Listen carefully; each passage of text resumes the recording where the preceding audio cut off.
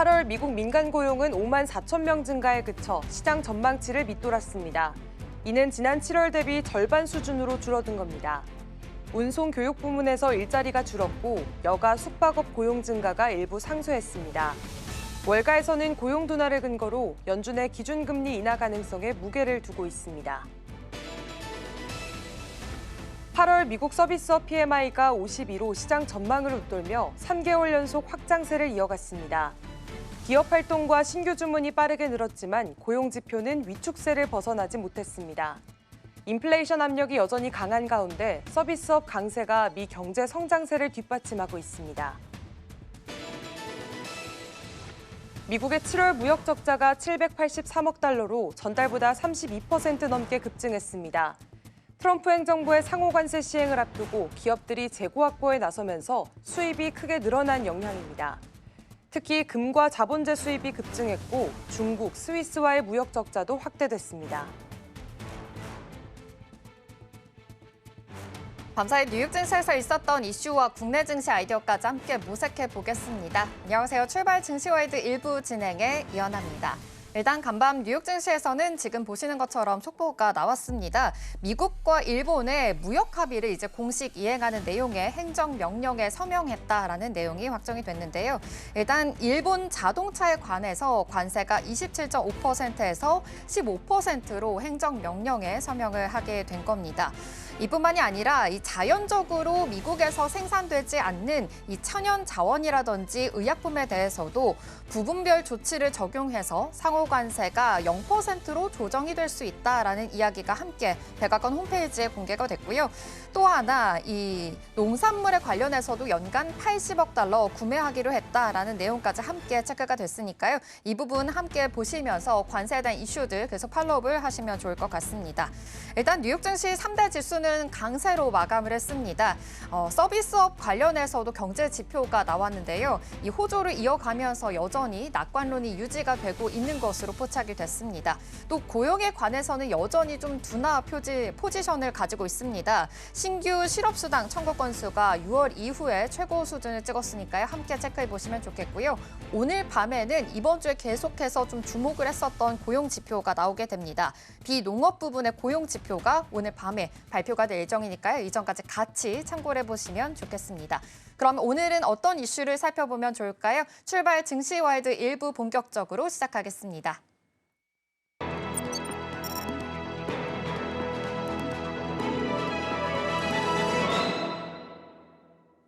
시장에 쏟아지는 수많은 정보 그 속에서 어떤 고민이 있는지 살펴보겠습니다. 댓글 답해준 아나운서 전혜경 앵커와 함께하겠습니다. 어서 오십시오.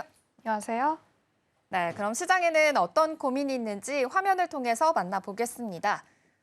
고용 냉각은 금리나 직행 티켓이라는 댓글입니다. 네, 지금 이 8월 들어서도 고용 지표가 나왔고 9월 첫째 주도 고용에 대한 관련된 이야기들이 계속 쏟아지고 있는 상황입니다. 민간 고용 자체가 좀 둔화되고 있다라는 시그널이 나왔고요. 그러다 보니까 금리 인하에 대한 기대감도 좀 커진 것으로 포착이 됩니다. 일단 간밤에는 실업수당 청구 건수가 나왔습니다. 고용 시장이 냉각이 됐다라는 우려가 더 커진 것으로 보이는데요. 관련된 지표 하나씩 짚어보겠습니다. 네, 미국 노동부 통계에 따르면 7월 구인 건수는 718만 건으로 집계됐습니다. 이는 지난해 9월 이후 가장 낮은 수준이었고요. 시장 정만치였던 740만 건도 밑돈 수치입니다. 특히나 통화, 보건의료, 소매, 그리고 레저 업종에서 크게 줄었습니다. 네, 반대로 여가, 숙박업에서는 5만 명이 늘어나며 전체 수치가 플러스 된 상황이었는데요. 올해 미국 고용 증가의 주요 동력이었던 플러스, 하지만 해결 구면은 심각합니다. 올해 미국 고용 증가였던 2022년 최대치였는데요. 기업들의 신규 채용 기업은 1,500건도 못 미치면서 2009년 이후 최저치로 집계됐습니다. 신규 실업수당 청구 건수도 23만 7천 건으로 늘어나면서 고용시장이 확실히 냉각되고 있다는 걸 보여주고 있습니다. 네, 임금은 여전히 4.4% 상승률을 유지하면서 기업 부담은 완화되지 않았습니다. 네, 요약하자면 고용은 둔화되고 해고는 늘어나고 있으며 노동시장이 뚜렷하게 식어가고 있는 상황으로 짚어볼 수 있겠습니다. 네, 지금 이렇게 말씀해 주신 대로 고용 자체가 굉장히 둔화가 됐습니다. 그리고 해고 부문이 굉장히 크게 늘어난 것으로 포착이 되는데요. 해고 규모만 보더라도 코로나19가 좀 한창이었던 2020년 이후에 최대치를 찍었다고 합니다. 이 점에 대해서는 좀 우려가 되고 있는 부분들이 있으니까요. 함께 체크를 해보시면 좋을 것 같습니다. 그렇다면 연준의 금리 정책과 더불어서 이제 금융시장에는 어떠한 영향을 끼치게 될지 전문가들은 어떻게 바라보고 있을까요? 네, 일단 고용 지표가 둔화되면서 금리 인하 시그널이 강조되고 있습니다. 특히나 시장에서는 이번 지표를 두고 노동시장의 냉각이 본격화됐다고 설명하고 있습니다. 네, ADP의 넬라 리처드슨 수석 이코노미스트는 노동력 부족, 또 위축된 소비, 또 인공지능 혁신 등이 채용 둔화에 기여했을 수 있다고 설명했는데요. 이런 배경 속에 월가에서는 연준이 조만간 기준금리 인하에 나설 가능성이 크다는 기대감이 확산되고 있습니다.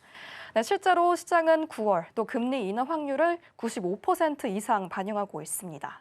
네, 그만큼 투자자들은 연준의 움직임을 기정사실로 받아들이는 분위기인데요. 다만 변수도 있습니다.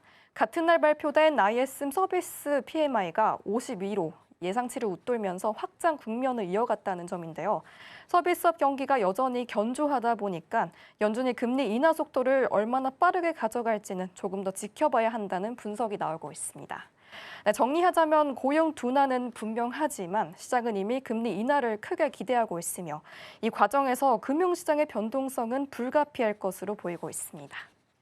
네, 일단 데이터 부분에서 조금 더 짚어보자면 고용시장이 둔화가 되는 것은 확실해진 상황입니다. 여기에 더해서 이 9월의 금리 인하 가능성에 대해서도 시장은 계속 바라보고 있는 상황이죠. 95% 이상까지 좀 반영을 하고 있는 상황이기 때문에 함께 체크해보시면 좋겠고요. 고용이 둔화될수록 연간 이 횟수가 3회 이상으로 확정이 될 것이다라는 기대감도 있으니까요. 이 점도 같이 체크해보시면 좋겠습니다. 또한 오늘 밤에 비농업 부문의 고용 보고서가 발표가 됩니다. 이번 주 안에서 기다렸던 가장 중요한 보고서이니만큼 어떤 데이터가 나오게 될지 계속해서 주목을 해보시면 좋겠습니다. 그럼 이어서 다음 댓글은 어떤 고민이 있는지 살펴보겠습니다. 코스피 3,200 복귀, 그런데 외국인 매수수는 다이어트 중이라는 댓글입니다. 네, 지금 댓글에서도 보셨다시피 어제 코스피가 3,200포인트를 다시금 돌파를 했습니다. 코스닥에서도 800포인트 위로 다시 좀 올라온 모습이었었는데요. 외국인들의 매수세가 그래도 3거래 연속으로 좀 이어지고 있다는 점이 특징적입니다. 그런데 아직까지는 외국인들은 좀 다이어트 중이다라고 이야기가 나온 만큼 우려사항하는 그런 부분들은 아직은 많습니다.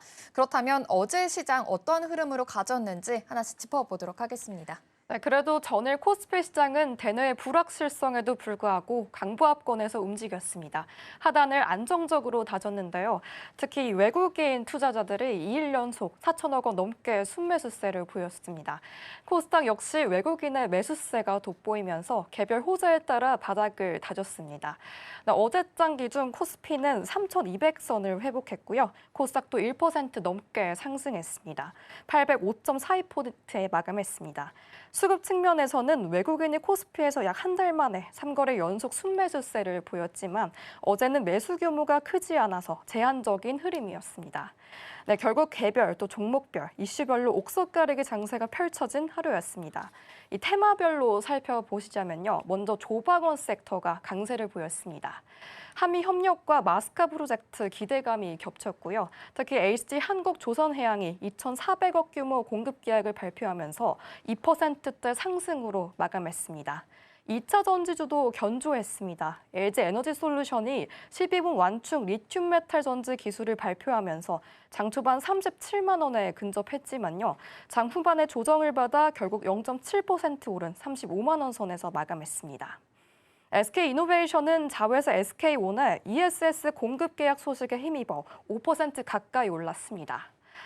특히나 마지막으로 반도체주가 활기를 띄웠던 모습이었는데요. 특히 후공정과 소부장 쪽에서 반응이 뚜렷했습니다. 증권가에서는 4년주의 투자 사이클 기대감에 힘입어서 반도체 수출 호조와 또 중국의 장비 규제 완화 가능성까지 더해지면서 상승세를 이끌었습니다. 시총 1위 삼성전자도 7만 원대를 회복했는데요. 결국 외국인의 매수세와 힘입어 업종별 호재가 맞물리면서 시장 전체의 긍정적인 흐름을 가져갔습니다. 네, 어제 일단 코스피, 코스닥 양시장 모두 상승으로 마감을 했습니다. 일단 외국인들이 좀 들어오고 있다라는 점에서 긍정적으로 해석이 되는데요. 특히나 반도체 관련해서도 매수세가 들어왔고 조방원 섹터가 다시금 좀 올라오는 양상들이 펼쳐졌습니다. 그런데 이런 시장 가운데서도 여러 가지 요인들을 좀 점검을 해볼 필요가 있어 보입니다. 9월 들어서 금값이 또 최고치를 계속 경신하고 있는 상황이고 환율 또한 1,390원 선을 좀 근처에 오르고 내리고 있는 그런 상황입니다. 그러다 보니까 미국의 장기 금리에 대해서도 계속 좀 우려가 되고 있는 그런 체크가 되고 있는데 이런 복잡한 좀 환경 속에서 우리 시장은 어떤 방향성을 좀 가져가야 될까요? 네, 일단 금값이 사상 최고치를 경신하면서 안전사상 선호가 강해졌습니다. 네. 원달러 환율도 1,390원 선을 오르내리면서 외환 시장이 민감하게 반응하고 있습니다. 전문가들은 원화 약세가 수출 기업엔 단기 호재로 작용하지만 수입 물가 부담으로 내수 업종에 불리하다고 지적하고 있습니다. 네, 이러한 상황에서 내수 업종에는 장기 금리 변동성이 커질수록 또 채권 손실과 함께 자금이 금과 달러로 쏠리는 흐름이 뚜렷합니다. 국내 증시도 직격탄을 맞고 있는데요. 달러 강세 때마다 외국인의 수급이 흔들리며 코스피 변동성이 커지고 있습니다. 증권가에서는 코스피 단기 밴드를 3,000에서 3,400선, 보수적으로는 2,450에서 2,650선까지 제시하며 당분간은 박스권 흐름이 이어질 가능성이 높다고 보고 있습니다. 업종별로는 반도체, 운송 등 경기 민감주와 또 실적 개선 기대 업종, 그리고 저평가 가치주가 상대적으로 주목받을 수도 있습니다. 반면 내수나 비제조 업종은 원가 부담이 커져 주의가 필요합니다. 국제 유가는 증산 압박으로 하락세지만 이는 원가 부담 완화와 동시에 글로벌 수요 둔화라는 경고 신호도 담고 있습니다. 결국 투자자들은 환율 또 금리, 유가 3대 변수를 꼼꼼히 살펴보시면서 업종별 선별적 대응이 필요하겠습니다. 그러네요. 지금 요즘 시장에서는 사실 코스피, 코스닥 양시장 좀 약간의 박스권으로 지나가는 흐름이지만 시장 안에서 좀 체크해 볼 만한 그런 요인들이 굉장히 많습니다. 환율도 체크해 보셔야 되겠고요. 금리뿐만이 아니라 유가까지 흔들리고 있는 시장이다 보니까 이 안에서의 변수들이 어떤 것들이 있는지 계속해서 눈여겨보시면 좋겠습니다. 그럼 이어서 다음 댓글을 통해서 어떤 고민이 있는지 살펴보겠습니다. 노란 봉투법 GM이 철수할 좋은 핑계가 되어버림이라는 댓글입니다. 네, 업계에서는 한국의 GM 철수설이 계속해서 좀 떠오르고 있는 상황입니다. 특히 연구 개발을 담당하는 한국 GM 연구소 GMTCK가 이 대형 전기 자동차 프로젝트가 전격 좀 취소했다고 합니다. 그러다 보니까 시장에서는 좀 충격으로 받아들일 수밖에 없었는데요. 한국 GM에서 어떠한 일들이 좀 벌어지고 있는지 하나씩 체크해 보겠습니다. 네, 말씀하신 대로 상황이 좋진 않습니다. 지난달 중순 브라이언 맥모레이 GMTCK 사장이 미국 출장 중 내부 공지를 통해서 소형 전기차 개발 프로젝트를 전격 취소했습니다. 이 펌패밀리라는 이름의 프로젝트는 쉐보레와 뷰익, 약 브랜드 사이에서 동시에 출시될 신차였고요. 이미 30에서 40%까지 개발이 진척돼 있던 대형 사업이었습니다. 특히 3,000명 규모의 GMTCK 인력 가운데 절반이 투입될 정도로 사실상 회사의 미래를 걸었던 프로젝트였는데요. 돌연 취소되면서 내부에선 사실상 한국 GM 철수 신호탄이 아니냐는 위기감이 빠르게 번지고 있습니다. 청라 주행시험장의 연구 기능은 사실상 중단됐고 부평 공장은 1공장마저 절반만 가동되는 상태입니다. 여기에다 서비스 센터 매각에 이어 부평 공장과 함께 주행 시험장 매각설까지 끊임없이 흘러나오고 있습니다. 이 무엇보다 이런 행보가 결코 날서지는 않습니다. GM 본사가 과거 호주, 또 태국, 인도, 유럽에서 보여줬던 철수 패턴, 즉 자산 매각과 생산 라인 축소, 연구 기능 정리, 그 과정이 지금 한국에서도 거의 그대로 반복되고 있기 때문인데요. 내부에서는 이제는 철수 카운트다운에 들어간 것이 아니냐는 불안이 현실처럼 번지고 있습니다. 네, 아무래도 이 전략적인 변화가 계속해서 있는 상황입니다. 노조 파업에다가 노란 봉투법 통과까지 겹치면서 한국 GM에 대한 철수설이 더 불거진 것으로 포착이 됩니다. 앞으로의 전개도 좀 궁금한데요. 주식시장 입장에서는 어떻게 좀 전략들 세워보면 좋을까요?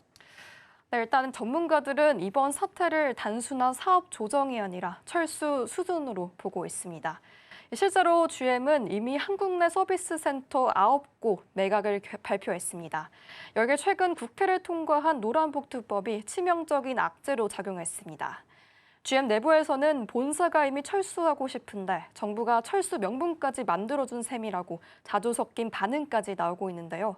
노사 분규 가능성이 커지면서 본사 입장에서는 한국을 떠나야 할 이유가 더 뚜렷해지는 겁니다.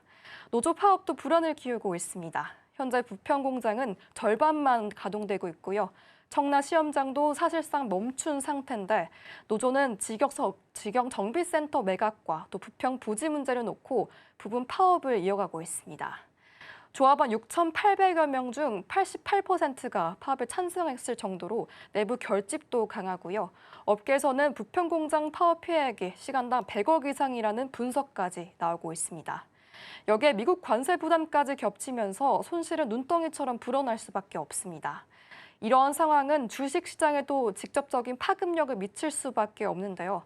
자동차 산업은 코스피 비중에서 큰 업종인데 GM 철수가 현실화된다면 협력업체 줄도상과 또 부품업계 연쇄 충격으로 이어지고 관련 종목 주가는 구조적 하락 압력에 직면할 수밖에 없습니다. 실제로 한 증권사 애널리스트도 GM 철수는 단순한 한 기업의 문제가 아니라 한국 자동차 산업 전체의 경쟁력 약화로 이어진다며 산업과 증시 모두의 악재라고 경고했습니다. 네, 이렇게 한국 GM을 둘러싼 좀 불안감이 점점 더 현실화가 되고 있는 상황입니다. 프로젝트 취소뿐만이 아니라 자산 매각까지 이어지고 있는 그런 상황인데요. 노조 파업뿐만이 아니라 법과 제도 환경이 어떻게 변화가 될지 주목을 해보시면 좋겠고요. GM에 대한 선택이 앞으로 우리 자동차 산업에 대해서 향방을 좀 가를 수도 있다라는 분석들도 나오고 있으니까요. 이전까지 같이 생각해 보시면 좋겠습니다. 댓글 답해준 아나운서는 여기서 마무리하도록 하겠습니다. 전혜경 앵커와 함께했습니다. 고맙습니다.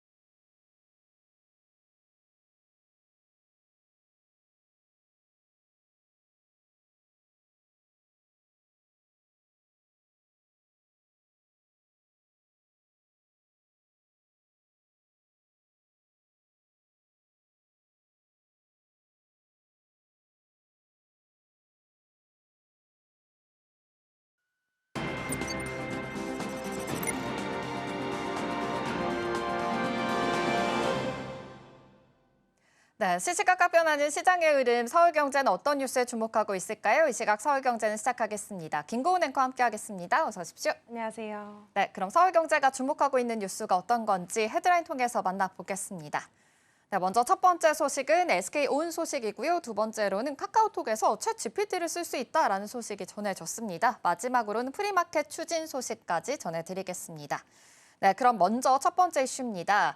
SK온이 미국 ESS 시장에서 조 단위의 규모 프로젝트를 시작하게 됐습니다.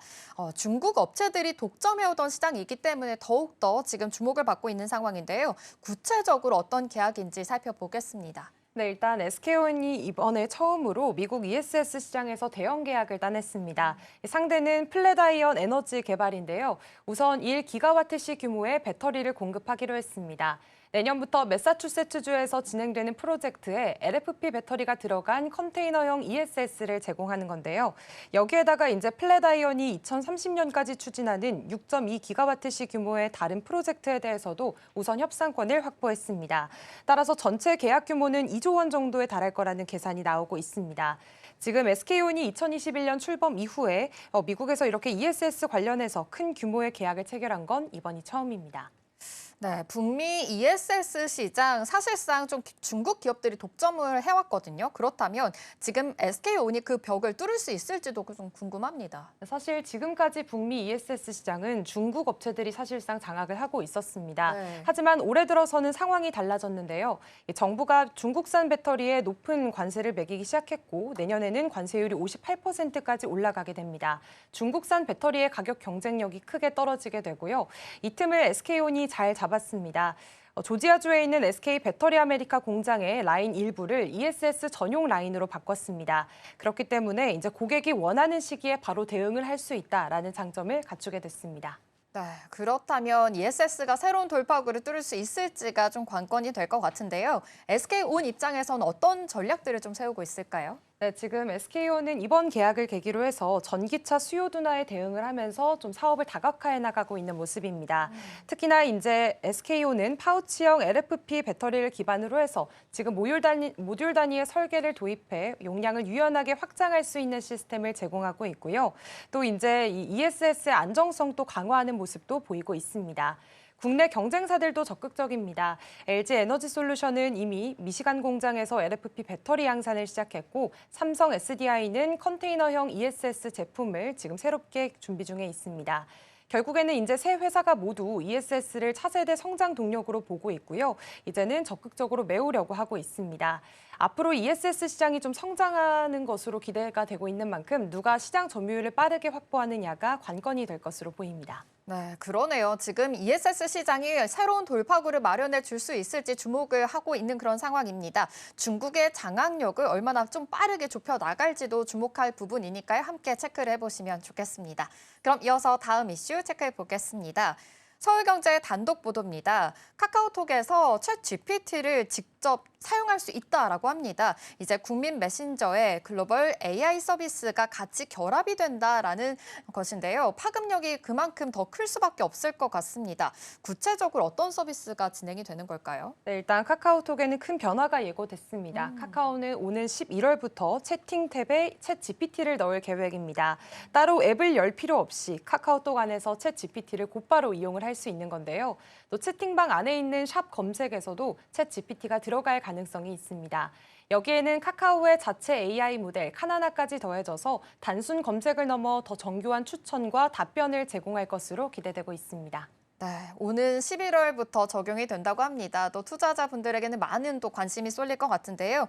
이런 결정을 내린 것은 단순히 편의성 때문은 아니다라는 분석들도 나오고 있습니다. 오픈 AI와의 협업까지 지금 기대가 되고 있는데 이건 어떤 의미를 가지고 있을까요? 네, 지금 카카오톡은 여전히 국내에서 4,900만 명이 넘게 쓰고 있습니다. 하지만 평균 사용 시간이 점점 줄어들고 있는데요. 특히나 10대, 20대 사이에서는 유튜브나 인스타그램으로 옮겨가게 되면서 카카오톡의 입지가 예전 같지 않은 상황입니다.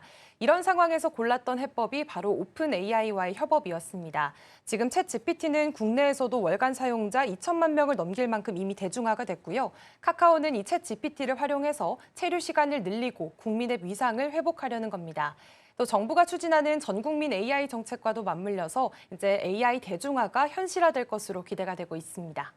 그런데 사실 좀 카카오 주가도 생각을 해보자면 요즘의 주가가 좀 부진합니다. 왜냐하면 두 가지 이슈가 있기 때문이죠. 이 사법 리스크도 같이 겹쳤고요. 관련해서도 알리페이에서 계속 이야기가 나오면서 좀 주가는 하방으로 좀 포지션을 잡고 있는 상황입니다. 그렇다면 이렇게 오픈 AI와의 협업이 굉장히 또 기대가 될 것 같은데요. 앞으로 시장은 또 어떠한 영향을 주게 될까요? 사실 최근 카카오 주가가 최대 주주 사법 리스크로 흔들리게 되면서 5만 원대까지 밀린 상태입니다. 이런 상황에서 오픈 AI 협업은 카카오가 꺼낼 수 있는 가장 강력한 반전 카드로 꼽히고요.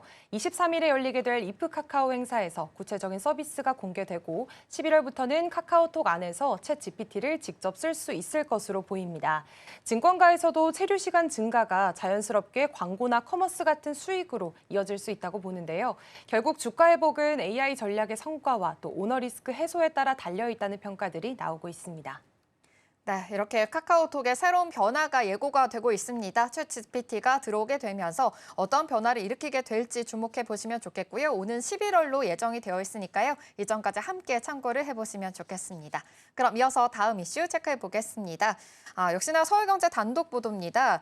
한국거래소가 7시 프리마켓 도입을 새롭게 검토하고 있다라는 소식입니다. 대체거래소 넥스트레이드가 빠르게 점유율을 좀 넓히고 있는 상황에서 나온 그런 대응책이다라고도 볼 수 있겠는데요. 구체적으로 어떤 내용인지 살펴보겠습니다. 네, 지금 한국거래소가 7시 프리마켓을 열겠다는 방안을 검토 중입니다. 지금은 정규장이 오전 9시부터 오후 3시 30분까지 열리고요. 시간의 시장은 오전 8시부터 시작을 하고 있습니다. 하지만 앞으로 오전 7시부터 1시간 동안 별도의 프리마켓을 운영하겠다는 건데요. 이렇게 된다면 투자자들은 출근길에도 주식을 사고 팔 수 있고 거래 시간 선택지가 더 넓어지게 됩니다. 현재 대체거래소 넥스트레이드는 오전 8시부터 8시 50분까지 프리마켓을 열고 있습니다. 한국거래소가 1시간을 앞당기게 된다면 7시부터 8시 50분까지 이 두 군데 시장을 연달아 이용할 수 있는 구조가 되겠고요. 특히나 대체거래소 전체 거래량 가운데 프리마켓 비중이 20%나 차지할 만큼 수요가 크기 때문에 이 한국거래소도 새로운 투자 수요를 끌어들이고 동시에 수익원도 확보하겠다라는 전략이 깔려 있습니다. 네, 결국에는 넥스트레이드가 굉장히 또 빠른 성장세를 보였기 때문에 이에 대한 대응책이다라는 이야기가 나오고 있습니다. 거래소가 이렇게까지 거래 시간을 좀 연장을 검토를 하게 된 그런 배경이 또 있을까요? 사실 이번 논의의 출발점이 바로 넥스트레이드의 성장성 때문이었습니다. 출범한 지 6개월밖에 안 됐는데 점유율이 참 빠르게 올라가고 있는데요. 특히나 거래 수수료가 거래소보다 저렴을 하고 그리고 이제 프리마켓 같은 시간의 거래에서 좀 강점을 보이고 있습니다. 거래소는 이를 견제하기 위해서 거래 시간을 최대 12시간까지 늘리는 방안을 검토해 왔습니다. 정규장을 아예 1시간 앞당기는 안도 있었지만 시스템 부담이 크고 증권사들의 반발도 만만치 않았습니다. 그래서 한국거래소가 결국 프리마켓을 별도로 두는 쪽으로 무게가 실린 건데요. 정규장과 시간을 띄워두면 주문 처리 문제도 줄고 투자자 입장에서도 선택지가 넓어지게 됩니다. 다만 한국거래소는 아직 아이디어 단계라면서 신중한 입장을 보이고 있습니다. 금융위원회 승인도 필요하기 때문에 실제로 확정되기까지는 시간이 조금 더 걸릴 전망입니다. 네, 근데 사실 좀 해외 증시를 보면요. 이 거래 시간 확대가 이미 좀 보편화가 되고 있는 상황이기도 합니다. 그렇다면 이렇게 7시부터 프리마켓이 열리게 된다면 우리 시장 분위기는 또 어떻게 변화가 될까요? 네, 일단 해외 사례를 살펴보면 좀 이해하기가 쉽습니다. 뉴욕 증권거래소와 나스닥은 내년 하반기부터 24시간 거래를 목표로 하고 있습니다. 주 5일이지만 사실상 끊김없는 거래 환경이 만들어지고 있는 건데요. 그렇기 때문에 국내에서도 7시 프리마켓이 열리게 된다면 몇 가지 변화들이 예상이 됩니다. 먼저 출근길에 주식을 거래하는 개인 투자자들이 늘면서 거래 패턴이 좀 더 달라질 수가 있겠고요. 또 해외 투자자들 입장에서도 시차 부담이 줄어들면서 한국 시장에 대한 접근성이 좋아질 수 있겠습니다. 그리고 대체거래소와의 경쟁이 더 치열해질 수 있습니다. 한국거래소가 먼저 7시 장을 열면 넥스트레이드도 시간을 앞당길 가능성이 있기 때문입니다. 하지만 장점만 있는 게 아니라 우려도 여전히 존재합니다. 거래 시간이 늘어나게 된다면 투자자들의 피로감이 오히려 커질 수가 있겠고요. 증권사 인력과 시스템 부담도 늘어나게 됩니다.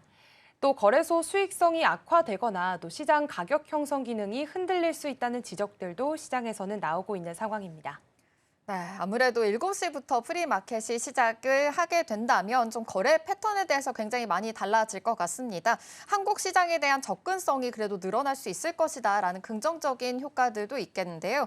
하지만 좀 피로적이거나 아무래도 제도적으로 부담이 될 수 있으니까요. 이런 부작용도 있을 수 있다라는 점 함께 참고를 하시면서 앞으로의 투자 포인트들 세워보시면 좋겠습니다. 이 시각 서울경제는 잠시 후에 또 찾아뵙도록 하겠습니다. 김고은 앵커와 함께했습니다. 고맙습니다. 고맙습니다.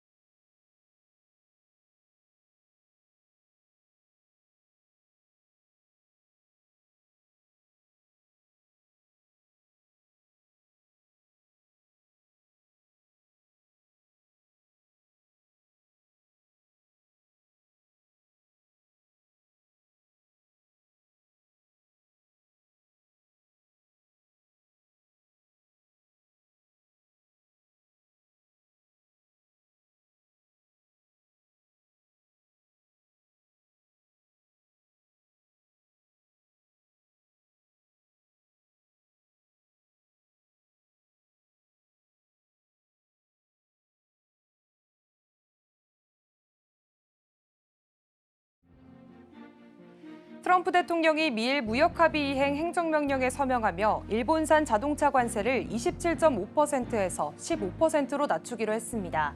천연자원, 의약품 등 일부 품목은 상호 관세를 0%로 조정하고 일본은 5,500억 달러 규모의 대미 투자를 약속했습니다. 반면 한국은 지난 7월 합의에도 불구하고 공식 문서화가 이뤄지지 않아 불확실성이 남아 있습니다. 8월 미국 서비스업 PMI가 52로 시장 전망을 웃돌며 3개월 연속 확장세를 이어갔습니다. 기업 활동과 신규 주문이 빠르게 늘었지만 고용 지표는 위축세를 벗어나지 못했습니다. 인플레이션 압력이 여전히 강한 가운데 서비스업 강세가 미 경제 성장세를 뒷받침하고 있습니다. 미국의 7월 무역 적자가 783억 달러로 전달보다 32% 넘게 급증했습니다. 트럼프 행정부의 상호 관세 시행을 앞두고 기업들이 재고 확보에 나서면서 수입이 크게 늘어난 영향입니다. 특히 금과 자본재 수입이 급증했고 중국 스위스와의 무역 적자도 확대됐습니다. 김정은 북한 국무위원장과 시진핑 중국 국가주석이 6년 만에 정상회담을 가졌습니다. 두 정상은 북중 관계와 국제 정세, 경제 협력 방안을 논의한 것으로 전해졌습니다. 북러 정상회담에 이어 북중 회담까지 열리며 3국 간 전략적 연대가 강화되는 모습입니다. 네, 간밤 뉴욕 증시 마감 상황과 전일장 국내 증시 이슈까지 자세하게 클로즈업 해보겠습니다. 일단 뉴욕 증시에서는 경제 지표가 또 발표가 됐습니다. 서비스업 지표가 어느 정도는 좀 호황이다라고 이야기가 나오면서 낙관이 좀 이어지는 모습이었었는데요. 그래도 고용 쪽으로는 계속해서 둔화 포지션으로 잡고 있는 상황입니다. 이점까지 함께 포착해 보시면 좋겠습니다. 그렇다면 자세한 마감 상황 살펴보도록 하겠습니다. 뉴욕 증시 3대 지수는 상승으로 마감을 했습니다. 일단 기술주 중심의 나스닥 지수 0.98% 상승하면서 마감했고요. S&P 500 지수 또한 0.83%, 다우존스 지수 좋았습니다. 0.77% 상승하면서 막판으로 갈수록 계속해서 좀 힘을 내주는 모습이 포착이 됐습니다.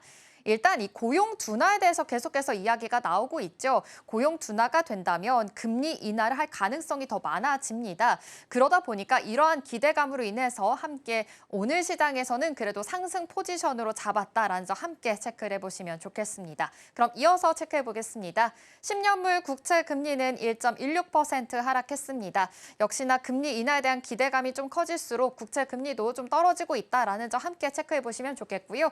필라델피아 반도체 지수는 어제에 비해서 오늘 굉장히 또 상승을 해줬습니다. 1.34% 상승하면서 반도체 전반적으로 상승한 랠리가 펼쳐졌으니까요. 함께 체크해 보시면 좋겠습니다. WTI 국제 유가 요즘 계속 좀 흔들리고 있는 모습이죠. 방향성이 뚜렷하게 좀 잡지 못하고 있는 모습인데요. 1.03% 하락하면서 배럴당 63달러 선에서 마감을 했습니다. 일단 오펙 플러스에서 계속해서 증산 이야기가 있는 만큼 관련돼서 유가들도 체크해 보시면 좋겠습니다. 그렇다면 미국 증시 전반적으로 어떤 흐름을 보였는지 자세하게 히트맵 통해서 살펴보도록 하겠습니다. 네, 그래도 전반적으로 좀 혼조세 보인 가운데 초록불이 굉장히 또 많은 모습이죠. 상승하는 종목들이 더 많았습니다. 일단 이 낙관론이 계속해서 좀 이어진 것으로 보이고요. 금리 인하에 대한 시그널에 더 포지션을 잡았다라는 점으로 함께 체크해 보시면 좋겠습니다. 일단 엔비디아 같은 경우에는 0.61% 상승했고요. 브로드컴이 1.23% 상승하면서 마감을 했습니다. 브로드컴 오늘 실적 발표가 있었습니다. 시장 예상을 상회했고요. 지금 시간의 거래에서 급등하는 흐름 이어지고 있으니까 함께 체크해 보시면 좋겠고요. 가이던스 또한 상향하면서 좋게 나왔습니다. 이전까지도 같이 체크해 보시면 좋겠습니다. 역시 AI에 대한 모멘텀이 계속 좀 살아있는 모습인데요. 함께 이 안에서의 소부장단에서도 투자 포인트들 잘 세워보시면 좋겠습니다. 마이크로소프트도 0.52% 상승했고요. 팔란티오도 0.8% 상승하면서 역시 이 반도체 그리고 AI 종목들 대부분 그래도 이 상승불을 켜줬다라는 점 함께 체크해 보시면 좋겠습니다. 하지만 서비스나우 부분에서는 좀 좋지 못했습니다. 서비스나우도 2.27% 하락했고요. 이 세일즈포스 또한 좀 하락을 했는데요. 일단 3분기에 실적 전망을 좀 하회를 했습니다. 시장 기대에 미치지 못했다라고 이야기가 나오면서 실망감으로 인해서 주가가 큰 폭으로 빠졌는데요. 4.85% 하락하면서 마감했습니다. 이 밖에 시가총액 1조 달러 이상의 거대 기술 기업 중에서도 한번 짚어볼까요? 네, 눈에 띄는 기업이 있습니다. 바로 아마존입니다. 아마존 4.29% 상승하면서 마감을 했습니다. 아마존의 또 다른 이슈가 나왔습니다. 아마존이 투자한 인공지능 회사 엔트로픽이 대규모 펀딩에 성공을 하면서 낙관론이 아무래도 주가를 계속해서 부양했다라는 점 함께 체크를 해보시면 좋겠고요. 아마존 요즘 계속 좀 좋은 랠리가 이어지고 있으니까요. 함께 체크해 보시면 좋겠고요. 메타 또한 1.57% 상승, 구글도 0.68% 상승하면서 마감을 했습니다. 그렇다면 좀 급락한 종목들도 짚어보자면 룰루레몬이었습니다. 이 스포츠 의류 업체 룰루레몬이 연간 실적에 대한 전망치를 좀 크게 밑돌았는데요. 시간의 거래에서 13% 넘게 좀 급락하는 양상까지도 가졌습니다. 함께 체크해 보시면 좋겠습니다. 그럼 이 밖에 또 다른 점도 짚어보자면 일단 소비재단에서도 괜찮은 모습이었는데요. G 쪽으로 이 포지션이 좀 더 나왔습니다. G 2.3% 상승하면서 마감을 했는데요. G 에어로스페이스 같은 경우에는 하이브리드 전기 엔진에 대해서 투자를 더욱더 확대하겠다라는 이야기가 나왔습니다. 역시 엔진 쪽으로 계속 좀 모멘텀이 있는 상황이고요. 전기차 그리고 자동차 안에서도 섹터의 순환매가 계속 들고 있으니까요. 함께 또 체크해서 투자 포인트들 세워보시면 좋겠습니다. 이렇게 간밤 뉴욕 증시 상황들 짚어봤고요. 그렇다면 어제장 우리 국내 증시의 분위기는 어땠는지 하나씩 짚어보도록 하겠습니다. 그럼 먼저 코스피 지수부터 확인해 보겠습니다. 네, 어제 코스피 코스닥 양시장 상승으로 마감을 했습니다. 코스피 지수 같은 경우는 0.52% 상승하면서 3,200포인트 위로 다시금 좀 터치를 해주는 모습으로 마감을 했습니다. 3,200에서 터치하면서 마감을 했기 때문에 오늘 시장 안에서는 어떤 흐름을 보이게 될지 계속해서 주목을 해보시면 좋을 것 같은데요. 일단 어제 시장이 분위기가 좋았던 이유, 수급을 살펴볼까요? 네, 외국인이 돌아왔기 때문입니다. 수급도 체크해 보겠습니다. 네, 외국인들 지금 코스피에서 3거래 연속으로 사들이고 있는 모습이 체크가 되고 있습니다. 전기, 전자 쪽으로도 계속해서 매수세 이어지고 있고요. 어제는 조방원 섹터가 좀 다시금 상승불을 켜주는 모습이었죠. 이쪽으로의 순환매가 계속 돌고 있으니까요. 이전까지도 체크해 보시면 좋겠습니다. 개인과 기관은 역시나 매도이 보였다는 점 함께 체크해 보시면 좋겠습니다. 그렇다면 시가총액 상위 종목 1위부터 5위 살펴보도록 하겠습니다. 네, 어제 반도체, 투톤 모두 다 상승불을 켜줬습니다. 특히 삼성전자 같은 경우에는 막판으로 점점 더 힘을 내주는 모습이었습니다. 좀 양봉을 그리고 있는 모습이죠. 0.43% 상승하면서 7만 원 시에 다시 올라온 모습. 7만 전자 위에서 지금 오늘도 이어갈 수 있을지 주목을 해보시면 좋겠고요. SK하이닉스도 1.14% 상승했습니다. 26만 5,500원 선에서 마감을 했습니다. LG 에너지솔루션 요즘 2차 전지 관련해서도 기대감이 계속 있는 모습인데요. 요즘 계약 소식이 계속 쏟아지고 있는 모습입니다. LG 에너지솔루션 카이스트와 함께 리튬 메탈 배터리에 관해서 12분의 급속 충전을 개발하고 있다라는 소식이 전해졌고요. 또 어제장에서는 벤츠와의 공급 계약까지 있었죠. 이 벤츠와의 배터리 공급 계약에서는 15조 원 규모다라는 추정치가 나왔으니까요. 함께 또 체크를 해보시면 좋겠습니다. 하나 에어로스페이스 연일 좀 잘 가는 모습이었었는데 어제는 1% 숨고르게 하면서 마감을 했습니다. 그렇다면 6위부터 10위도 체크해 보겠습니다. 네, 6위부터 10위 좀 뚜렷한 방향성은 좀 없는 모습이었었는데요. HD 현대중공업은 0.9% 상승하면서 마감했고요. KB금융주, 이 금융, 은행 그리고 지주사 쪽으로는 어제 좀 숨고르기가 있었습니다. 역시 그 안에서도 순환매가 좀 돌고 있는 모습이니까 이전까지 같이 생각해 보시면 좋겠습니다. 그럼 코스닥의 분위기는 어땠을까요? 코스닥 지수 살펴보겠습니다. 1.08% 상승하면서 805포인트에서 마감을 했습니다. 800포인트 위에서 계속 못 넘는가라고 생각을 했었는데 드디어 어제 좀 800포인트 위로 다시금 돌파를 해주는 모습이었고요. 아무래도 심리적인 지지선인 만큼 오늘 시장 안에서도 계속해서 이런 흐름들을 이어갈 수 있을지 주목을 해보시면 좋겠습니다. 그렇다면 수급도 체크해 볼까요? 네, 어제 코스닥에서는 외국인과 기관의 쌍끌이 매수세가 이어졌습니다. 그래도 외국인들이 좀 돌아왔다라는 이슈가 함께 있는 만큼 이 안에서의 매수세도 체크해 보시면 좋겠습니다. 그렇다면 시가총액 상위 종목 1위부터 5위 살펴보겠습니다. 네, 코스닥에서는 알테오젠이 연일 이 코스피 이전 상장뿐만이 아니라 임상 실험과 관련해서도 계속 훈풍이 좀 깃든 모습입니다. 또 지속적으로 기술 수출에 대한 기대감이 있기 때문에 함께 체크해 보시면 좋겠는데요. 0.86% 상승하면서 마감을 했고요. 에코프로 그룹주들은 좀 희비가 엇갈린 모습이었지만 뚜렷한 이제 급등과 하락은 아니었으니까 이전까지 같이 체크해 보시면 좋겠습니다. 그렇다면 6위부터 10위도 살펴보겠습니다. 네, 리가켄바이오, ABL바이오, 바이오 종목들 안에서도 좀 희비가 엇갈리고 있는데요. 일단 3천당 제약이 좀 큰 폭으로 상승을 했습니다. 4.3% 상승하면서 마감했고요. HLB에도 0.38%. 하지만 이 안에서의 바이오 종목들은 좀 하락 포지션을 가지고 있으니까요. 이 바이오 안에서의 흐름들 옥석 고르기가 좀 잘 필요한 것으로 보입니다. 그리고 오늘부터 시작을 해서 폐업 마켓가 시작이 되죠. 이제는 가을뿐만이 아니라 이제 겨울까지 계속해서 학회가 진행될 예정입니다. 이런 학회 일정까지도 체크해 보시면 좋겠습니다. 레인보우 로보틱스는 1.45% 상승하면서 마감했습니다. 그렇다면 어제 시장 안에서 특징적인 흐름들이 어떤 게 있었는지 짚어보면 좋을 것 같은데요. 일단 코스피, 코스닥 양시장 상승으로 마감을 했습니다.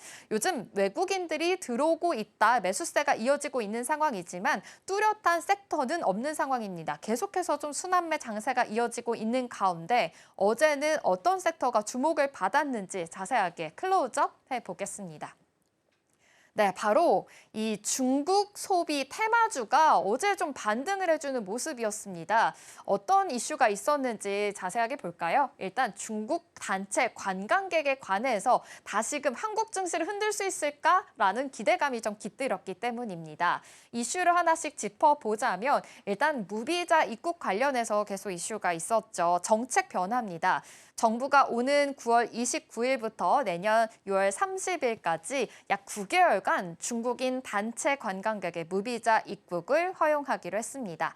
여기에 더해서요, 중국의 최대 명절인 국경절과 중추절이 겹치는 8일 연휴가 다가오고 있는데요. 무려 8일이나 됩니다. 그러다 보니까 이 외국인들이 더 많이 들어올 수 있을 것이다라는 기대감이 있는 상황이고요. 이 8일 연휴에 맞춰서 이미 무비자 입국까지 허용이 된 상황이니까 더 큰 이제 관광객이 들어올 수 있다라는 기대감이 어제부터 깃들기 시작을 한 겁니다.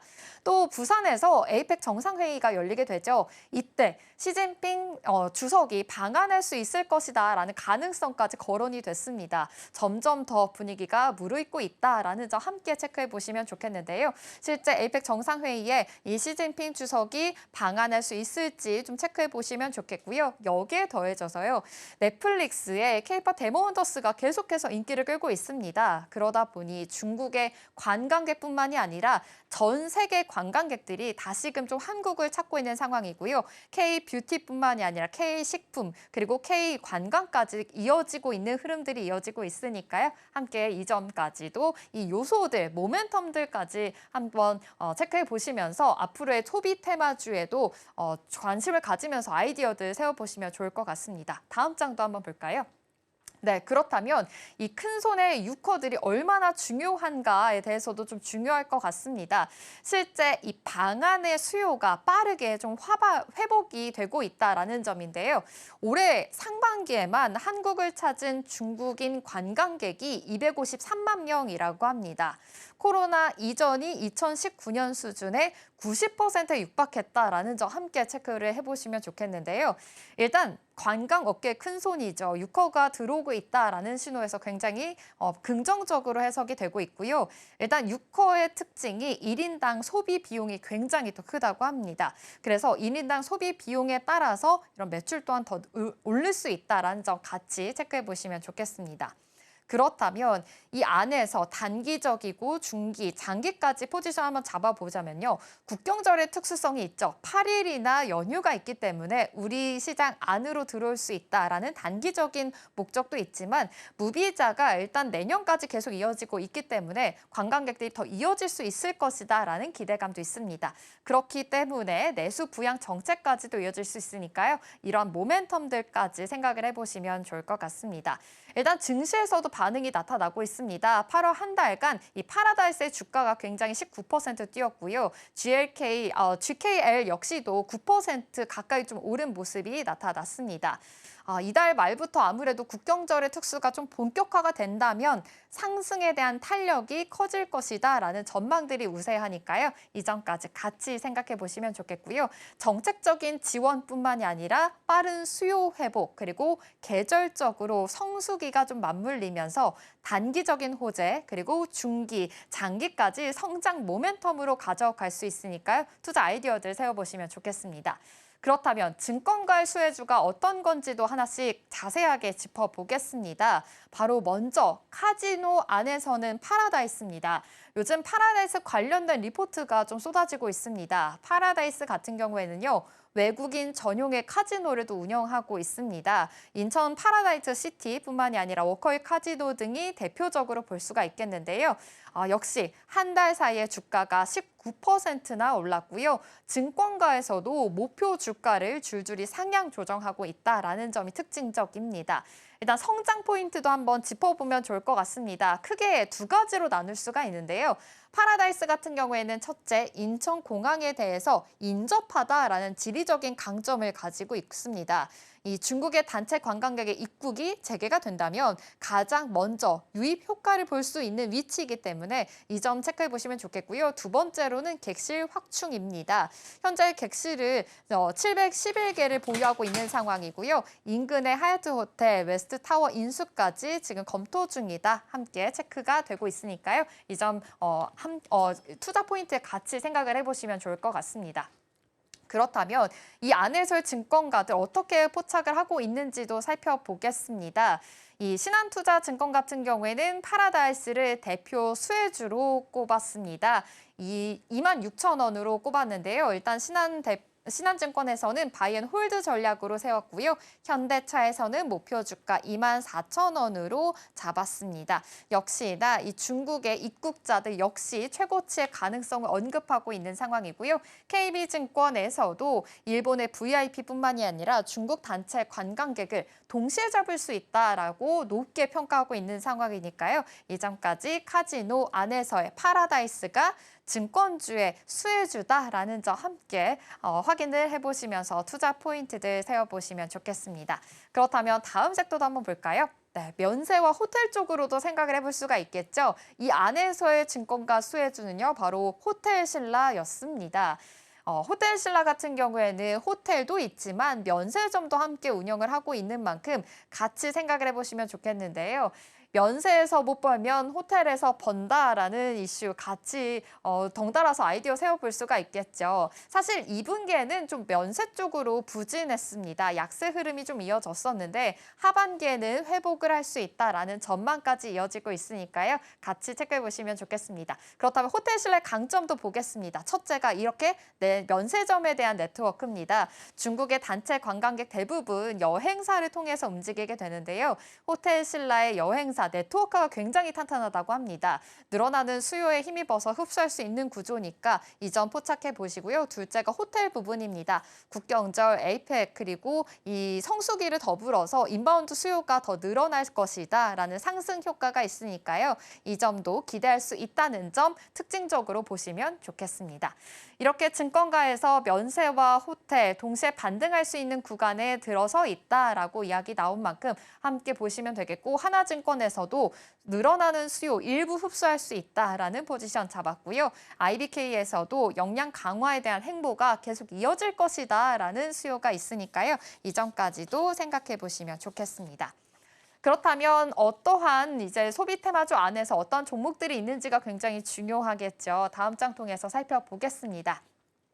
네, 여러 가지로 좀 나눠서 생각을 해볼 수가 있겠는데요. 일단 이 가을이 좀 대목입니다. 2014년과 2016년에 유커들이 굉장히 많이 들어와서 그때도 주가가 크게 많이 점프를 했었던 기억이 있는데요. 그 유커 랠리가 다시 재현할 수 있을까라는 이제 기대감이 있는 것으로 보입니다. 이 카지노 안에서도 파라다이스, GKL 그리고 롯데 관광개발이 있겠고요. 이 안에서 면세점도 말씀드렸다시피 최선원 패러주에 이 호텔신라뿐만이 아니라 신세계, 현대백화점까지 영위하고 있다라는 점 체크해 보시면 좋겠습니다. 호텔과 리조트도 있고요. 여행 관광 쪽으로도 오히려 좀 포지션을 잡을 수가 있겠죠. 이렇게 여행 관광 상품들을 운영하고 있는 기업들도 체크해 보시면 좋겠고 항공 쪽으로도 같이 좀 모멘텀 받아갈 가능성이 높습니다. 이 점 대한항공, 진에어 제주항공 여러 가지 항공사들도 함께 영위하고 있으니까요. 이 점 체크해 보시면 좋겠고요. 마지막으로 여기에 덩달아서 시선을 좀 더 넓게 보자면 소비 쪽으로도 생각을 할 수가 있겠습니다. 화장품 안에서도 아모레퍼시픽, LG 생활건강, 코스메스 등 여러 가지 화장품 안에서의 포지션에서도 상승할 수 있는 여력이 있다라는 전망들이 있으니까요. 이 점까지 같이 생각해 보시면서 이 중국 소비 테마주 안에서의 투자 포인트들, 아이디어들 도움이 되셨기를 바라겠습니다. 그럼 지금까지 마켓 클로즈업이었습니다.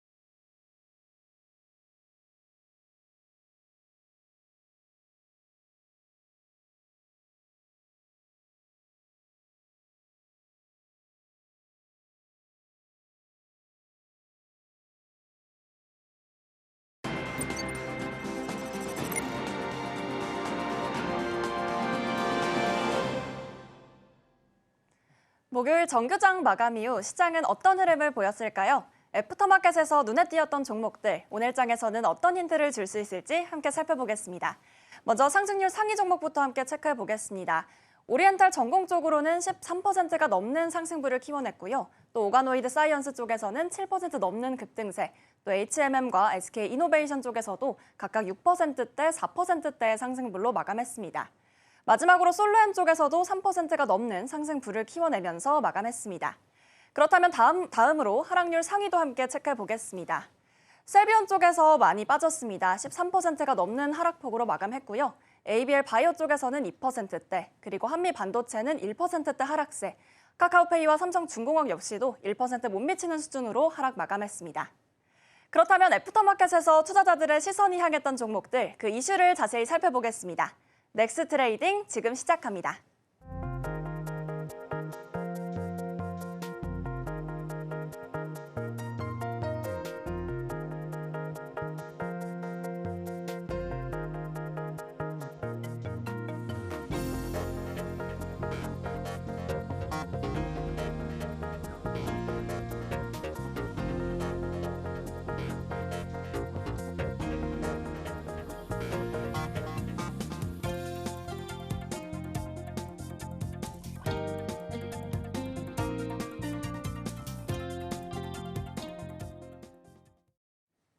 네, 어제 애프터마켓에서 주목받은 특징주 흐름들 하나씩 짚어보겠습니다. 그럼 먼저 첫 번째 특징주 HMM입니다.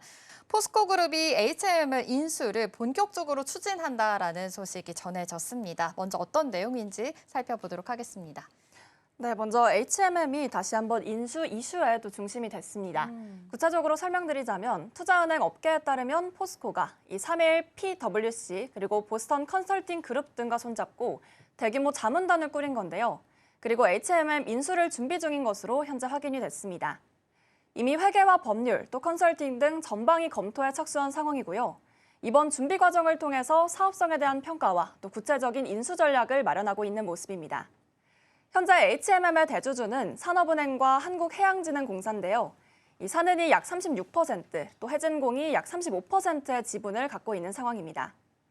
포스코는 산은이 가진 지분을 인수해 또 최대 주주에 오르는 방안을 검토하고 있고, 해진공사는 공동 경영체제를 꾸리는 방향으로 구상하고 있는 것으로 또 알려졌습니다. HMM의 시가총액이 23조 원에 달하는 만큼 사실 부담이 적진 않지만 이 산은 지분만 보전하면 또 7조 원 규모고, 포스코의 보유 현금성 자산 역시도 또 같은 수준이기 때문에 이 인수에 대한 여력은 충분하다, 이런 평가가 이어지고 있습니다. 네, 역시나 사업성 평가뿐만이 아니라 구체적인 인수 전략들을 지금 마련하고 있는 것으로 포착이 됩니다. 사실 HMM은 지난해에도 이 매각 논의가 있었지만 무산된 걸로 알려져 있습니다. 이번에는 좀 상황이 달라졌다라고 해석해봐도 괜찮을까요? 네, 말씀하신 대로 이 지난해 산업은행과 그리고 이 해진공이 매각을 추진한 적이 있습니다. 그렇지만 이 협상이 결렬되면서 중단된 적이 있죠. 그런데 이번에는 몇 가지 달라진 조건들이 있었습니다. 먼저 HMM이 진행 중인 자사주 공가 매수가 마무리되면 이 두 기관의 보유 지분율이 30% 초반대로 낮아지면서 매각 부담이 줄어들게 됩니다. 또 과거의 매각 과정에서 발목을 잡았던 연구체 문제 쪽에서도 올해 3월 모두 주식으로 전환되면서 정리가 됐습니다. 그렇기 때문에 정리해보자면 인수 구조가 단순해졌다라고 설명할 수가 있겠는데요. 무엇보다도 HMM의 실적 부진도 또 영향을 미치고 있습니다. 2분기 영업이익이 또 전년 대비해서 63.8% 급감하며 이른바 어닝쇼크를 기록했었죠. 이 미국의 보호관세 여파로 해상운임이 크게 떨어진 것으로 또 보이고 있습니다. 이런 불확실성 속에서 또 HMM이 책임 경영을 할 진짜 주인이 필요하다, 이런 목소리도 현재 커지고 있는 상황인데요. 포스코처럼 국가 기반 산업을 운영해 본 적이 있는 기업이 들어오면 아무래도 안전성 측면에서 긍정적이다, 이런 평가가 나오고 있습니다. 아울러 포스코뿐 아니라 HD현대와 하림 등 여러 기업들이 관심을 보이고 있기 때문에 경쟁 입찰 방식으로 흥행할 가능성도 제기됩니다. 산은 신임 회장이 선임이 되면 이 연내 매각 작업이 다시금 본격화될 전망인데, 이 과정에서 HMM의 주가 변동성은 커질 수밖에 없다, 이런 시각들이 주요합니다. 네, 맞습니다. 지금 HMM 같은 경우에는 2분기에 실적이 좀 어닝 쇼크가 나왔습니다. 실적 부진이 계속 이어지고 있는 상황에서 이렇게 매각 이슈까지 좀 불거진 상황인데요. 일단 인수 구조가 단순해진 것으로 포착이 됩니다. 발목을 잡았던 연구체 문제도 좀 정리가 된 만큼 앞으로의 흐름들이 어떻게 진행이 될지 계속해서 예의주시할 필요가 있어 보입니다. 그럼 이어서 다음 특징주 살펴보겠습니다. SK하이닉스입니다. 반도체 투톱 계속 좀 관심을 가져가고 있는 그런 상황인데요. 이러한 소식이 전해졌습니다. 임급 교섭 관련해서 잠정 합의안이 통과됐다라는 소식입니다. 이번 이슈 어떤 배경에서 나왔을까요? 아무래도 시장의 관심을 특히나 모았던 이유는 이 성과급 1억 원에 대한 이야기가 또 오갔기 때문인데요. 네. 구체적으로 이번 합의안은 임금 인상률을 6%와 함께 또 성과급의 지급 기준을 새롭게 정립한 것이 핵심입니다. 구체적으로 본다면 영업이익의 10%를 성과급으로 배정하고 또 그중 80%는 당해 지급, 나머지 20%는 총 2년에 걸쳐 나눠 지급하는 방식입니다. 올해 영업이익 전망치가 최대 39조 원 안팎으로 추정되면서 총 3조 9천억 원의 인센티브가 직원들에게 돌아갈 수 있다, 이런 계산이 나오고 있고요. 또 본사 직원 수를 고려한다면 개인당 1억 원 이상이 책정되는 규모로 현재 파악되고 있습니다. 특히나 이번 합의가 95.4%라는 역대 최고 찬성률로 통과된 점은 구성원들의 만족도도 상당히 높았다는 신호로 해석이 되고요. 이 회사와 또 구성원 간의 이 신뢰가 강화됐다는 점에서 투자자들 역시도 긍정적인 신호로 받아들이고 있습니다. 네, 이렇게 성과급 개인당 1억 원 이상 최대로 책정이 되는 그런 규모다라는 점 함께 살펴봤는데요. 일단 성과급의 규모 자체도 굉장히 또 크기 때문에 눈길을 끌지만 이번 합의가 시장에서 좀 긍정적으로 평가된 배경이 또 다른 의미가 있다라고 알려져 있습니다. 어떤 배경일까요? 키워드로 말씀을 드리면 공정성을 높였다라고 설명드릴 수가 있을 것 같은데요. 단순히 금액이 크다는 차원을 넘어섰고요. 우선 회사는 또 명확하고 투명한 기준을 통해서 성과급을 산정하게 되면서 또 보상의 공정성을 높였다고 설명드릴 수 있겠습니다. 사실 매년 반복되던 갈등을 줄이고 또 장기적인 시각에서도 안정적인 제도를 확립했다, 이런 점에서 의미가 크겠고요. 또한 일부 성과금을 2년에 걸쳐 나눠 지급하는 구조를 도입하면서 회사의 재무 건전성과 또 보장의 안정성을 동시에 확보했다, 이런 평가가 이어지고 있습니다. 단기적인 인건비 부담을 완화하면서 또 구성원들에게는 장기적인 동기부여를 제공할 수 있는 일종의 윈윈 구조다라고 설명드릴 수 있겠고요. 시장에서는 이를 통해서 또 고성과자 보장이 또 확실하게 되고 이공계에 대한 인재 확보 역시도 긍정적인 효과가 있을 것으로 해석되고 있습니다. 특히나 이 반도체 산업에서 글로벌 경쟁이 치열한 상황 속 인재 유출을 막고 또 우수 인력을 끌어들이는 데는 강력한 카드가 될 수 있다고 평가받고 있는데요. 그렇기 때문에 결국 이번 임금 교섭 합의의 경우에는 이 성과를 공정하게 나누며 함께 성장해 나간다. 이런 SK하이닉스식 보상의 철학을 조금 더 보여줄 수 있는 계기가 되겠습니다. 네, 지금 말씀해 주신 대로 이렇게 성과급 1억 원이라는 보상 자체가 직원과 회사 안에서의 신뢰를 계속해서 쌓을 수 있는 그런 구조입니다. 이 단순한 보상을 넘어서서 제도를 통해서 이제 앞으로 동기부여뿐만이 아니라 인재 경쟁력 강화까지 이어질 수 있을지 계속 눈여겨보시면 좋겠습니다. 그럼 이어서 다음 특징주 살펴보겠습니다. 이번에는 하락한 종목입니다. 삼성중공업인데요. 최근에 LNG 관련해서 운반선 수주 경쟁이 계속 치열해지고 있는 상황입니다. 이 안에서 주가 흐름에 좀 영향을 받았다라는 분석들이 나오고 있는데요. 어제 상황은 어땠을까요? 아무래도 삼성중공업 쪽에서 하락세가 좀 눈에 띄었죠. 구체적으로 살펴보자면 이 LNG 운반선 분야에서 예전에는 강자다 이런 평가를 받아왔지만 최근에는 경쟁에서 다소 밀리고 있다라는 지적이 나오고 있습니다. 올해 98억 달러 이 신규 수주를 목표로 세웠지만 6월 말 기준으로 봤을 때 목표의 34% 정도에 그쳤습니다. 특히나 이 핵심 선종으로 꼽히는 LNG 운반선에서는 상반기 동안 약 단 한 척, 그리고 약 3억 달러에 그친 것이 아무래도 부담으로 작용한 것으로 보이고 있고요. 이와 달리 경쟁사인 HD 한국조선해양은 같은 기간 LNG 운반선을 19척 정도 따내며 연간 목표액의 70%를 달성했다고 볼 수 있겠습니다. 또 여기에 더해서 하나오션 역시도 이 미국과의 조선협력 프로젝트를 기반으로 계속해서 성과를 내고 있는 상황인데요. 그러다 보니 투자자 입장에서는 삼성중공업이 과연 목표를 달성할 수 있을까 이런 불확실성에 조금 더 기인하고 있습니다. 여기에 더해서 모잠비크 LNG 프로젝트 역시도 변수로 작용을 합니다. 이 삼성중공업은 2023년에 HD 현대사모와 함께 총 17척의 이 건조에 합의했지만 현재에 대한 정세 불안으로 계약 체결이 계속해서 지연되고 있는 상황입니다. 3년 연속으로도 지연되고 있고요. 이 프로젝트가 언제 다시 가동될지 모른다. 이런 불안감 때문에 이 주가에도 부담을 주고 있다라고 설명드릴 수 있겠습니다. 네, 아무래도 삼성중공업 LNG 운반선 관련해서는 좀 예전에는 강자다라는 평가를 받았었는데 요즘 다시금 경쟁에서 좀 밀리고 있는 것으로 포착이 됩니다. 그렇다면 앞으로 하반기에는 어떠한 주가 흐름을 보이게 될지가 굉장히 궁금한데요. 증권가에서 어떻게 바라보고 있을까요? 가장 중요한 점은 아무래도 LNG 운반선의 발주 쪽이 되겠죠. 구체적으로는 이 카타르와 미국에서 예정된 대규모 LNG 운반선의 발주를 집중해 보셔야겠습니다. 카타르는 NGL5라는 프로젝트를 추진하면서 최소 20척 이상을 발주할 것으로 예상하고 있고요. 또 미국 벤처글로벌의 CP2 프로젝트에서도 12척 규모의 발주가 예상이 되고 있습니다.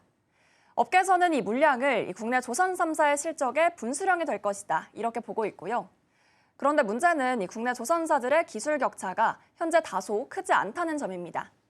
기술이 비슷하다면 이 발주사들이 최종적으로 중요하게 보는 것은 아무래도 신뢰도 쪽이 되겠는데요. 최근 삼성중공업이 실제 수주 실적에서 밀리고 있다는 점이 변수로 작용할 수 있겠습니다. 그렇기 때문에 이 하반기에 프로젝트 면에서 따져봤을 때 이 성공하느냐의 여부보다는 나아가 주가 흐름에 영향력을 어떻게 미칠 수 있을지, 그리고 이 삼성중공업의 연간 목표 달성의 여부까지도 함께 체크해 보시는 게 좋겠습니다. 네, 아무래도 이 삼성중공업 안에서는 LNG 운반선의 이 발주 양에 대해서 그리고 성과를 낼 수 있는지가 굉장히 중요할 것으로 보입니다. 실제 이 수주 실적에 대해서 좀 밀리고 있는 상황이니까 앞으로 상황에서는 이 수주를 좀 더 따낼 수 있을지가 좀 중요한 분기점이 될 것으로 보입니다. 앞으로 이런 상황들 지켜보시면서요, 투자 포인트들 세워보시면 좋겠습니다. 넥스 트레이딩은 여기서 마무리하도록 하겠습니다. 김민 앵커와 함께했습니다. 고맙습니다.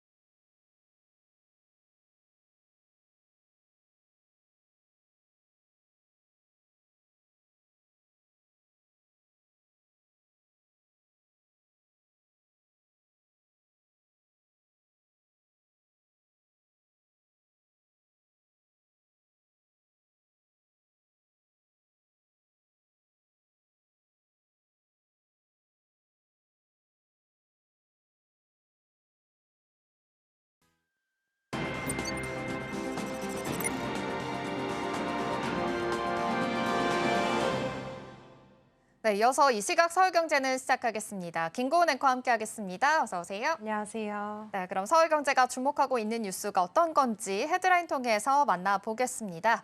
네, 먼저 첫 번째 소식입니다. 오늘 오프닝 속보로도 전해드렸죠. 행정명령 관련된 소식 전해드리겠고요. 두 번째 소식으로는 삼성 관련해서 갤럭시 S25 유럽에 좀 본격적으로 좀 출격했다라는 소식까지 전해드리겠습니다. 마지막으로는 셀트리온 소식입니다. 그렇다면 첫 번째 이슈부터 만나보겠습니다. 네, 아까 속보로도 전해드린 내용이긴 합니다. 일단 트럼프 대통령이 일본산 자동차 관세를 기존의 25%에서 이제는 15%로 낮추는 행정명령에 서명을 했다고 합니다. 이번 조치, 일본 자동차 업계에 어떠한 영향을 끼치게 될지 하나씩 짚어보겠습니다. 네, 일단 일본 업계 입장에서는 정말 숨통이 트이는 결정이 될 것으로 보입니다. 관세율이 27.5%에서 15%로 내려가게 되면서 단순히 숫자만 줄어든 게 아니라 실적에도 바로 영향을 주게 됐습니다. 예를 들어 혼다는 내년 3월 결산 전망치를 크게 올렸습니다. 순이익을 2조 원대에서 4조 원대 수준으로 상향을 했는데 관세 부담이 줄어들 거라는 기대가 반영이 됐습니다. 도요타나 닛산 같은 다른 업체들도 사정은 비슷합니다. 골드만삭스 분석에 따르면 일본 주요 7개 완성차 업체 관세 부담이 절반 가까이 줄어들 전망이라고 합니다. 또 업계에서는 15%라면 자체적으로 충분히 대응할 수 있는 수준이라고 보고 있고요. 그래서 이번 관세 인하를 사실상 승리라고 평가하는 목소리도 곳곳에서 나오고 있습니다. 물론 환율 변동이나 부품업계 원가 부담 같은 과제는 여전히 남아 있습니다. 그럼에도 불구하고 일본 자동차 업계로서는 오랜만에 확실한 긍정 신호를 받게 됐습니다.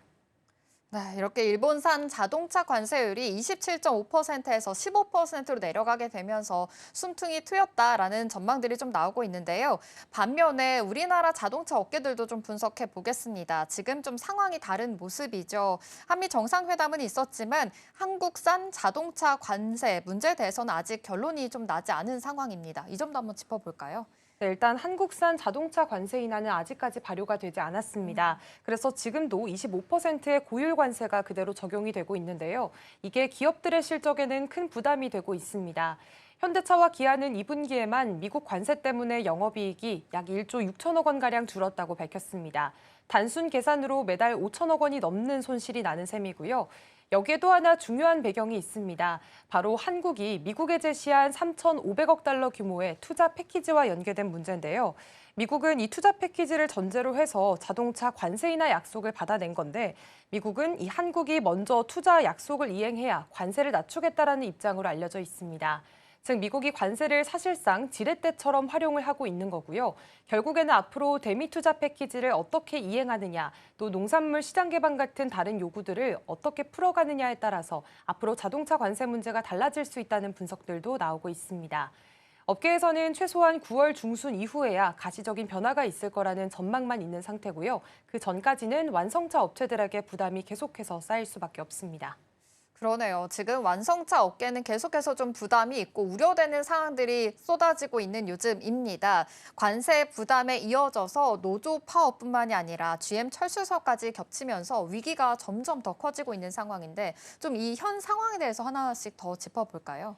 네, 지금 국내 완성차 업계들은 말 그대로 삼중고를 겪고 있습니다. 네. GM 철수설도 최근 들어서 다시 불거지고 있는데요. 미국 본사가 한국 GM기술연구소에서 진행하던 소형 전기차 개발 프로젝트를 최근 전격 취소를 했습니다. 이미 상당 부분 진행이 되고 있던 사업이었는데 이게 중단이 되면서 충격이 매우 컸고요. 정말 철수가 현실화되는 것 아니냐 하는 우려들이 나오기도 했습니다.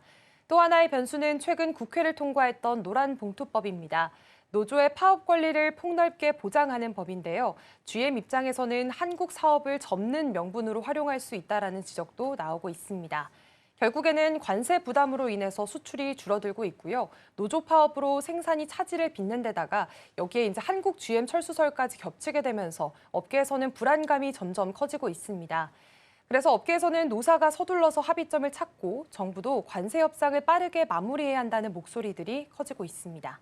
네, 이렇게 지금 일본 입장에서는 관세 인해서 숨통이 트이고 있는 모습이지만 한국 안에서는 철수설까지 겹치면서 좀 부담감이 커지고 있습니다. 완성차 안에서의 주가도 계속해서 좀 지지부진하게 흘러가고 있으니까요.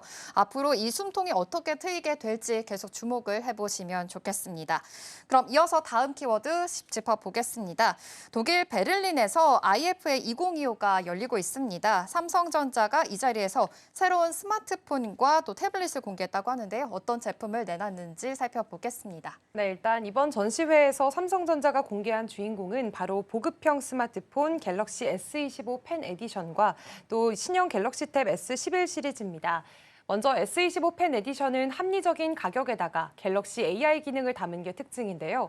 음성으로 질문하면 상황에 맞게 바로 답해주는 제미나이 라이브, 그리고 사용자 습관과 환경에 맞춰서 정보를 자동으로 추천해주는 나우 브리프 같은 기능들이 대표적입니다. 함께 공개된 탭 S11은 삼성 태블릿 중 처음으로 3나노 칩을 탑재해서 성능과 효율을 동시에 강화했습니다. 여기에다가 이제 여러 가지 그런 AI 기반 생산성 기능들이 더해졌고요. 새로워진 S펜 경험도 함께 덧붙여졌습니다. 그래서 단순한 태블릿을 넘어서 업무와 학습용 도구로 진화했다라는 평가들이 나오고 있는데요. 또 여기서 주목할 점은 바로 공개 시기입니다. 삼성이 보통은 연말에 펜 에디션 모델을 선보여 왔는데 이번에는 이례적으로 시기를 좀 앞당겼습니다.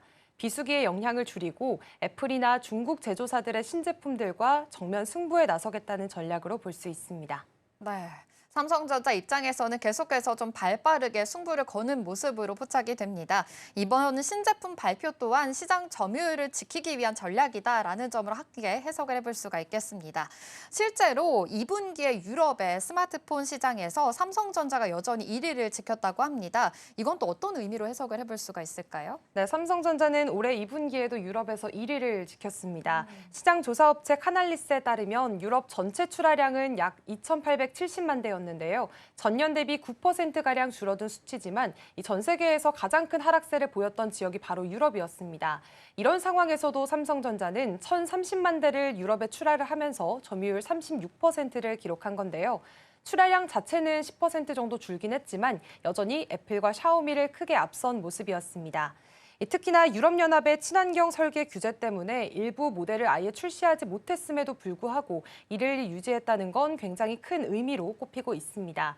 결국에 시장이 전반적으로 조금 침체된 상황 속에서도 삼성이 선두를 지켰다는 건 그래도 브랜드 경쟁력과 판매망의 안정성을 보여준 거고요. 그리고 여기에다가 이번에 공개한 S25 펜 에디션과 탭 S11 같은 신제품들이 유럽에서 새로운 수요를 자극하게 된다면 하반기에도 여전히 1위 자리를 굳건히 지킬 가능성이 큽니다. 네, 이렇게 유럽 시장에서 굳건하게 점유율을 지켜오고 있는 삼성전자입니다. 말씀해 주신 대로 새롭게 공개한 S25 펜 에디션뿐만이 아니라 탭 S11 같은 신제품이 이 매출로 잘 찍힐 수 있을지 계속 주목을 해보시면 좋겠습니다. 여기에 멈추지 않고 영향력을 더 넓히려는 움직임이 포착이 되고 있습니다. 올해 5월에는 독일의 공조기기 업체 플렉트 기업을 또 인수하기도 했는데요. 이제는 스마트폰을 넘어서서 더 다각화하겠다라는 행보로 보입니다. 이번 인수는 어떤 의미를 가지고 있을까요? 네, 일단 이번 인수는 지난 5월에 발표됐던 소식이었는데요. 삼성 입장에서는 꽤나 좀 행보가 컸던 모습이었습니다. 삼성전자가 인수한 곳은 독일의 플렉트 그룹입니다. 영국계 사모펀드 트라이튼이 갖고 있던 지분 100%를 약 15억 유로, 우리 돈으로는 2조 4천억 원에 인수하기로 했습니다. 2017년 하만을 인수한 뒤 처음 나왔던 조단위의 M&A였는데요. 플렉트 그룹은 공조 전문 기업으로서 대형 시설에서의 냉방 솔루션에 강점을 가지고 있습니다. 요즘 전 세계적으로 데이터 센터가 굉장히 수요가 빠르게 늘고 있는데 그렇기 때문에 서버가 내뿜는 열을 안정적으로 식히는 기술이 꼭 필요합니다. 그래서 삼성은 이번 인수를 통해서 이제는 산업용 중앙공조 시장까지 영역을 넓히게 된 거고요. 그리고 또 삼성의 빌딩 제어 기술과 플렉트의 공조 기술을 결합한다면 설치뿐만 아니라 유지 보수 서비스까지 앞으로 새로운 수익 모델을 만들어 나갈 수가 있습니다. 무엇보다 아직까지는 반도체 부문이 조금 흔들리는 상황 속에서 데이터 센터와 공조 같은 안정적이고 성장성이 큰 사업을 확보했다는 점에서 긍정적으로 평가를 받고 있고요. 결국 삼성은 스마트폰과 반도체에 이어서 공조까지도 포트폴리오를 다각화하게 되면서 AI 시대의 핵심 인프라 시장에서 새로운 기회를 선점하고자 하는 모습으로 볼 수가 있겠습니다. 네, 그러네요. 삼성전자 입장에서는 굉장히 폭넓게 행보를 이어가고 있는 모습으로 체크가 됩니다. 스마트폰을 넘어서서 이제 공조시장까지 영역을 넓히게 됐으니까요. 함께 체크해 보시면 좋겠습니다. 그럼 이어서 다음 이슈 알아보겠습니다. 셀트리온이 자가 면역 질환 치료제 스테키마와 알레르기 치료제 옴리크로를 이 호주에서 새롭게 선보인다고 합니다. 이번 출시 어떤 의미를 갖고 있는지 살펴보겠습니다. 네, 셀트리온이 호주에서 제품 라인업을 훨씬 더 넓혔는데요. 자가 면역질환 치료제인 스테키마는 호주 법인이 직접 병원을 입찰을 통해서 공급을 하게 되고요. 알레르기 치료제인 옴니클로는 현재 파트너사인 아로텍스가 약국을 중심으로 판매를 하게 됩니다. 호주 제약 시장은 제품 유형에 따라서 판매 방식이 다릅니다. 그렇기 때문에 셀트리온이 이 두 제품을 지금 각각 맞춤형 방식으로 내놨다는 건 현지 전략을 세밀하게 짰다라는 의미로 볼 수가 있겠고요. 또 하나 주목할 점은 호주가 바이오시밀러 지원 정책이 잘 갖춰진 시장이라는 겁니다. 가격 경쟁력이 있는 복제약이 빠르게 확산될 수 있는 환경이기 때문에 이번 출시가 매출 확대 발판이 될 것으로 기대가 되고 있습니다.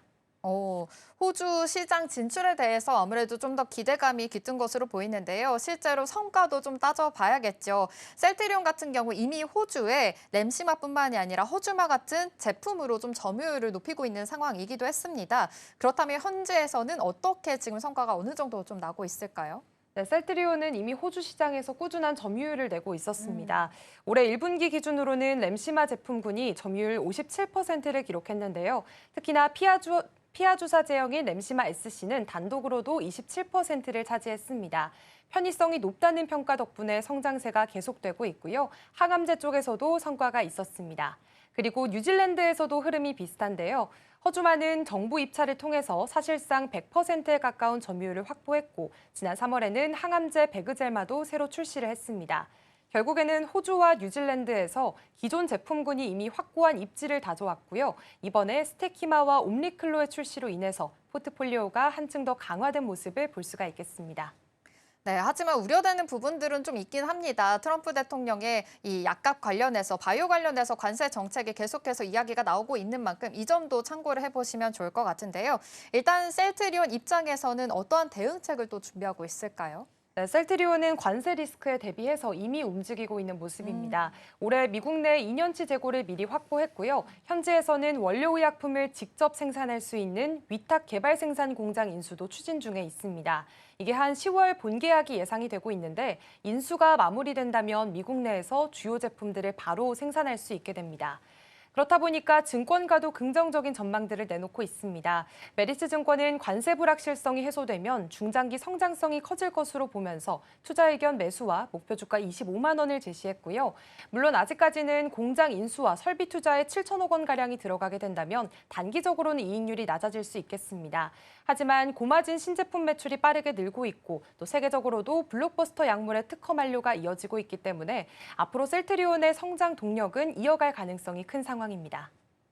네, 지금 셀트리온 호주와 뉴질랜드의 지금 신제품으로 입지를 넓히고 있는 상황이고요. 미국의 관세 리스크까지 선제적으로 대응하고 있는 것으로 포착이 됩니다. 셀트리온 같은 경우 이번 주에 외국인들의 매수세가 좀 꾸준히 들어오고 있으니까요. 이 점까지 같이 체크해드리도록 하겠습니다.